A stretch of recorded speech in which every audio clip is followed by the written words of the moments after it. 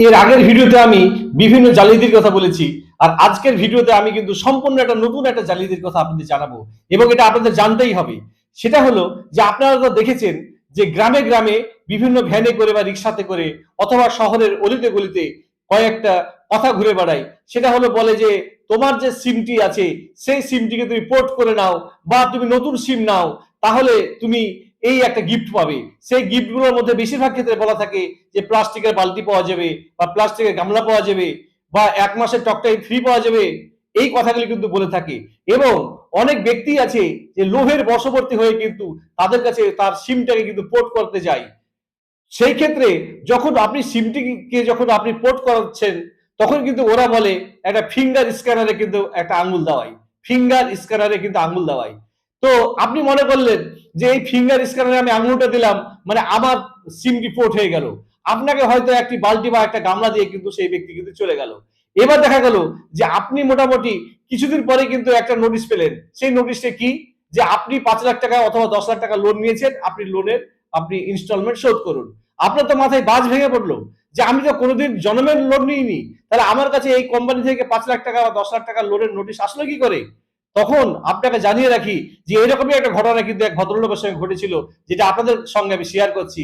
এক ভদ্রলোক এসে বললেন যে আমার কাছ থেকে একটা অন্য রাজ্য থেকে একটা 5 লাখ টাকার একটা ডিমান্ডের নোটিশ এসেছে কোম্পানি থেকে, যে আপনি 5 লক্ষ টাকা লোন নিয়েছেন, এই টাকাটা পরিশোধ করুন। তো আমি ওই ভদ্রলোককে আমি জানার চেষ্টা করলাম যে আপনি কোথায় সহি স্বাক্ষর করেছিলেন বা কোথায় কি করেছিলেন।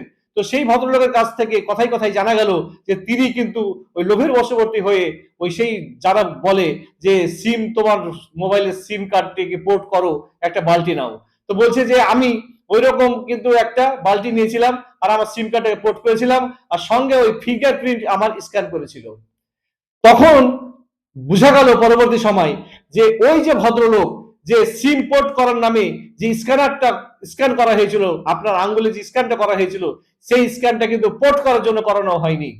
ওটা সরাসরি একটি লোন কোম্পানির মাধ্যমে আপনাকে দিয়ে একটি কিন্তু লোন করিয়ে নেওয়া হয়েছে, ডিজিটাল লোন।